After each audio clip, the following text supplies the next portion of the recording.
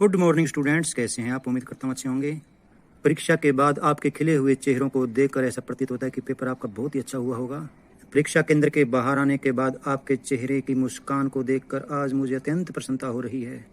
मेरी पिछली 1 वर्ष की मेहनत आज आपकी मुस्कान को देखकर सफल हुई है। प्यारी सी मुस्कान के साथ जब बच्चों ने कहा कि कल सर हमने जो वीडियो देखे थे सभी पर्सन उसी में से आए हैं, तो मेरा सीना भी गर्व से चौड़ा हो गया। बच्चों, अगर हमारे वीडियो देखकर आज आपको कुछ फ़ायदा हुआ है तो हमें मोटिवेशन करने के लिए कमेंट बॉक्स में अवश्य लिखकर बताएं। हर बार परीक्षा में 2 या 3 पर्सन बाहर से आते थे जो बच्चों को नहीं करवाए हुए होते थे, लेकिन अब की बार हर पर्सन बार बार बच्चों को वीडियो में करवाया हुआ है। वही पर्सन आए हैं, तो चलिए देखते हैं कौन कौन से पर्सन हैं। सूर्य की किरणों से हमें कौन सा विटामिन प्राप्त होता है? सूर्य की किरणों से हमें विटामिन डी प्राप्त होता है। वायुमंडल में नाइट्रोजन कितने प्रतिशत होती है? वायुमंडल में नाइट्रोजन 78% होती है। स्मृति मंदाना किस खेल से संबंधित हैं? मिताली राज, झूलन गोस्वामी और स्मृति मंदाना क्रिकेट खेल से संबंधित हैं। बहुत ही आसान प्रश्न। आधुनिक ओलंपिक खेलों के जन्मदाता का नाम क्या है? आधुनिक ओलंपिक खेलों का जन्मदाता श्री बेरन पियरे डी कोबर्टिन हैं। कोबर्टिन के प्रयासों से ही 1896 में आधुनिक ओलंपिक खेलें शुरू हो सकी। एक वयस्क के शरीर में कितनी हड्डियां होती हैं? हमारे शरीर में 206 हड्डियां होती हैं। तपेदिक से बचाव के लिए कौन सा टीका लगवाना चाहिए? तपेदिक से बचाव के लिए BCG का टीका लगवाना चाहिए। राष्ट्रगान की रचना किसने की थी? राष्ट्रगान की रचना रविंद्रनाथ टैगोर ने की थी। रंगास्वामी कप किस खेल से संबंधित है? रंगास्वामी कप हॉकी खेल से संबंधित है। हमारे रक्त में, हमारे खून में कितने प्रतिशत जल होता है? हमारे खून में 90% जल होता है। किसने कहा था स्वास्थ्य ही प्रथम पूंजी है? बच्चों, यह प्रश्न 9th क्लास में भी आया था और जो भी 11th में पेपर हुए हैं उनके अंदर भी आपसे पूछा गया। तो आज 10th क्लास में भी यही प्रश्न पूछा गया है, तो 12th क्लास में भी इसके आने की पूरी संभावना है। किसने कहा था स्वास्थ्य ही प्रथम पूंजी है? हिमर्जन ने कहा था स्वास्थ्य ही प्रथम पूंजी है। निम्नलिखित में से कौन सा एक संपूर्ण भोजन है? दूध को संपूर्ण भोजन माना जाता है क्योंकि दूध के अंदर सभी पौष्टिक तत्व विद्यमान होते हैं जो हमारे शरीर की वृद्धि और विकास के लिए जरूरी हैं। वे सभी दूध में पाए जाते हैं, इसलिए दूध को संपूर्ण भोजन कहा गया है। क्वेश्चन नंबर 12, ओलंपिक ज्योति का भार कितना होता है? जब इसकी शुरुआत हुई तो इसका वजन 462 ग्राम था, जो कि इसके अंदर ऑप्शन नहीं है, तो यहाँ पर हम लगाएंगे निशान 500 ग्राम पर। लेकिन 2016 के बाद ओलंपिक ज्योति का वजन 1.5 किलोग्राम हो गया है। तो आजकल ओलंपिक मशाल 1.5 किलोग्राम की है, लेकिन उस समय जब शुरुआत हुई तो वह 462 ग्राम की थी, तो यहाँ पर ऑप्शन हम लगाएंगे 500 ग्राम। निम्नलिखित में से कौन सी बीमारी फेफड़ों को प्रभावित करती है? एड्स, पोलियो, रेबीज और तपेदिक। तो तपेदिक रोग है जो फेफड़ों को प्रभावित करती है। तपेदिक करते टीबी रोग, तो टीबी रोग में फेफड़े बिल्कुल खत्म हो जाते हैं। निम्नलिखित में से कौन सा रक्त का घटक नहीं है? कौन सा खून का घटक नहीं है? लाल रक्त कणिकाएं, श्वेत रक्त कणिकाएं और प्लाज्मा, ये तीनों खून में पाए जाते हैं, लेकिन छोटी कोशिकाएं यह ब्लड का हिस्सा नहीं है, तो इसका आंसर आएगा छोटी कोशिकाएं, ऑप्शन सी। पीने के लिए पानी को कौन सी गैस से शुद्ध किया जा सकता है? क्लोरीन गैस से, तो आप अच्छी तरह से जानते होंगे। स्विमिंग पूल में भी क्लोरीन गैस का प्रयोग किया जाता है पानी को साफ करने के लिए।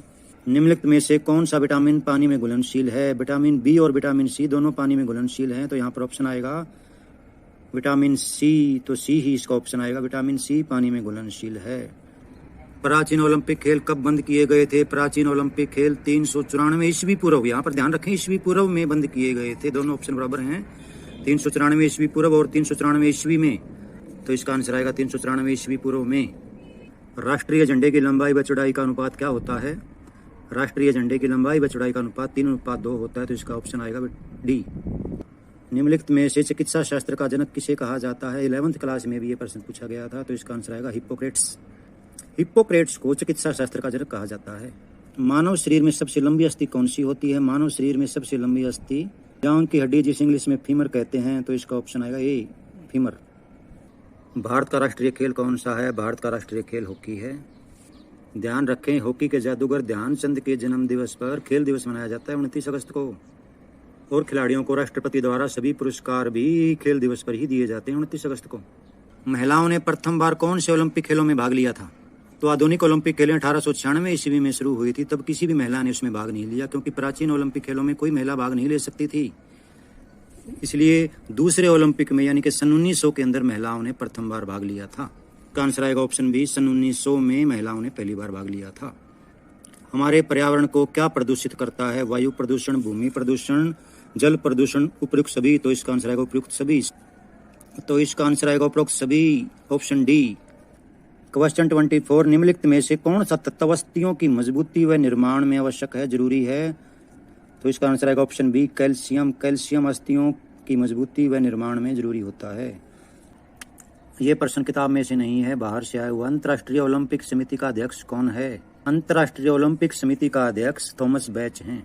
अंतर्राष्ट्रीय ओलंपिक समिति के अध्यक्ष थॉमस बैच हैं, तो इसका आंसर आएगा ऑप्शन बी, थॉमस बैच। तिरंगे के अशोक चक्र में कितनी तीलियां हैं? इससे आसान क्वेश्चन कोई हो नहीं सकता। हमारे राष्ट्रीय ध्वज के अंदर जो अशोक चक्र है उसमें 24 तीलियां हैं, जो हमें दिन रात मेहनत करने की प्रेरणा देती हैं। विश्व एड्स दिवस कब मनाया जाता है? 1 दिसंबर को विश्व एड्स दिवस मनाया जाता है। इसका आंसर आएगा ऑप्शन बी, 1 दिसंबर को विश्व एड्स दिवस मनाया जाता है। हमारे शरीर में कितनी पसलियां होती हैं? हमारे शरीर में, मानव शरीर में 24 पसलियां होती हैं। निम्नलिखित में से कौन सी दूरी छोटी दौड़ की नहीं है? छोटी दौड़ की कौन कौन सी नहीं है? 200 मीटर, 400 मीटर और 100 मीटर। तो इसका आंसर आएगा 800 मीटर। ये तो आप देखकर ही बता सकते हैं, इसके अंदर सबसे ज़्यादा 800 मीटर है, तो इसका आंसर 800 मीटर ही आएगा। तो इसका आंसर आएगा option C, 800 metre. Last question number 30, Sakshi Malik का संबंध किस खेल से है? साक्षी मलिक का संबंध कुश्ती से है, रेसलर हैं वे एक, जिन्होंने रियो ओलंपिक में मेडल जीतकर भारत का नाम रोशन किया, हरियाणा का नाम रोशन किया और मोखरा मदीना गांव का नाम भी रोशन किया। तो बहुत ही आसान पेपर है। इसके लिए मैं हरियाणा विद्यालय शिक्षा बोर्ड का धन्यवाद करता हूं, जिन्होंने पहली बार इतना आसान पेपर दिया है। कमजोर से कमजोर विद्यार्थी भी 30 में से 25 अंक आसानी से प्राप्त कर सकता है इसमें। तो चलिए बड़े क्वेश्चन भी कर लेते हैं। तो पहले 5-5 अंकों वाले प्रश्न कर लेते हैं। क्वेश्चन नंबर 1, संक्रामक रोग क्या हैं? इनके फैलने के कारणों का वर्णन करें। 5वें पार्ट का फर्स्ट प्रश्न है, ये मैंने आपको पहले ही बता दिया था। हर बार परीक्षा में पूछा जाने वाला प्रश्न है, ये बहुत बार आता है। तो ये प्रश्न मैंने सभी पहले आपको करवाए हुए हैं, तो इन सभी प्रश्नों का लिंक मैं आपको डिस्क्रिप्शन बॉक्स में दे दूंगा, तो वहां से इनको रिवाइज कर लें। अथवा राष्ट्रीय सत्र पर आयोजित होने वाली किन्हीं 4 प्रतियोगिताओं पर संक्षिप्त में टिप्पणी लिखें। इन दोनों में से आपको एक लिखना है। तो ये ऊपर वाला प्रश्न आसान है, संक्रामक रोग, बहुत ही आसान प्रश्न है। यो वैसे भी आपके जीवन में काम आने वाला प्रश्न है। ये संक्रामक रोगों से हम कैसे बच सकते हैं, इसकी जानकारी आपको होनी चाहिए, जो आपके जीवन भर में काम आएगी। क्वेश्चन नंबर 2, संतुलित भोजन के आवश्यक तत्वों का विस्तार से वर्णन कीजिए। प्रश्न तो मैंने आपको कल परसों ही वीडियो भेजी थी, उसमें भी बताया था। या आपके पास ऑप्शन है, वायु प्रदूषण क्या है? वायु प्रदूषण के कारणों तथा इसे रोकने के उपायों का वर्णन करें, उल्लेख करें। इन सभी क्वेश्चन का लिंक भी मैं डिस्क्रिप्शन बॉक्स में दे दूंगा, तो आप मिलान कर लें भी आपने कैसा लिखा है, ठीक लिखा है या गलत लिखा है। क्वेश्चन नंबर 3 जो कि 3 अंक का है, अस्थियों के कार्यों का वर्णन कीजिए। तो हड्डियां हमारे शरीर में कौन कौन से कार्य करती हैं बताइए। तो आपको अच्छी तरह से आता ही होगा। हड्डियां हमारे शरीर को आकार प्रदान करती हैं। हड्डियां हमारे शरीर के कोमल अंगों की रक्षा करती हैं। नंबर 3, हड्डियां ही हमें गति करने में सहायता करती हैं, चलने फिरने में हमारी मदद करती हैं। क्वेश्चन नंबर 4, एड्स क्या है? इसके फैलने के कारणों, लक्षणों तथा बचाव के उपायों का संक्षेप में वर्णन कीजिए। तो इसका लिंक भी आपको डिस्क्रिप्शन बॉक्स में मिल जाएगा। हमें राष्ट्रीय एकता की आवश्यकता क्यों है, ये मैंने अभी थोड़े दिन पहले ही आपको 2 दिन पहले ही करवाया था। तो राष्ट्रीय एकता का भारत में बहुत ही महत्व है। हमारे देश में अनेक जाति पाति के लोग रहते हैं, हमारे देश में अनेक धर्मों व जातियों के लोग रहते हैं। हमारे देश भारत में राष्ट्रीय एकता की विशेष आवश्यकता है। तो इसका लिंक भी आपको डिस्क्रिप्शन बॉक्स में मिल जाएगा। क्वेश्चन नंबर 6, ये भी 3 अंक का है, ओलंपिक ज्योति का वर्णन कीजिए। ओलंपिक मशाल या ओलंपिक ज्योति का वर्णन करें। ये भी इंपॉर्टेंट क्वेश्चन है, कई बार परीक्षा में पूछा जाता है। ओलंपिक मशाल या ओलंपिक ज्योति ओलंपिक खेलों का महत्वपूर्ण प्रतीक है। ओलंपिक मशाल जलाने की प्रथा सन 1936 के बर्लिन ओलंपिक खेलों से शुरू हुई। यह ज्ञान, खुशी व शांति का प्रतीक है। इस मिसाल को विभिन्न खिलाड़ियों द्वारा उस स्थान पर पहुंचाया जाता है जहां ओलंपिक खेलों का आयोजन होना होता है। जितने दिन ओलंपिक खेलों का आयोजन होता है उतने दिन तक यह मिसाल लगातार जलती रहती है और खेल समाप्ति पर इसे बुझा दिया जाता है। ओलंपिक मिसाल वाला क्वेश्चन भी मैंने 3-3 अंकों वाले प्रश्न में करवाया था, तो इसका लिंक भी आपको मिल जाएगा। क्वेश्चन नंबर 7 जो कि 2 अंक का है, अब 2-2 अंक के प्रश्न शुरू हो गए हैं। जुकाम के बारे में आप क्या जानते हैं? ये हमारी किताब में प्रश्न नहीं है, लेकिन आसान प्रश्न है। आप अपने आप जोड़कर इस प्रश्न को लिख सकते हैं, क्योंकि जुकाम एक सामान्य बीमारी है। वैसे तो यह बदलते मौसम में हर बार होती है, लेकिन सर्दियों में जुकाम सभी को लगभग हो जाता है। सर्दियों में होने वाली यह आम बीमारी है। कोई गर्म खाद्य पदार्थ खाने के बाद अगर हम कोई ठंडी चीज़ खा लेते हैं तो हमें जुकाम हो जाता है। वैसे इसकी कोई दवाई नहीं है। इसका कार्यकाल 7 या 8 दिन होता है। 7 या 8 दिन के बाद यह समाप्त अपने आप हो जाता है। फिर भी मनुष्य इसके बचाव के लिए अनेक दवाइयाँ खाता है।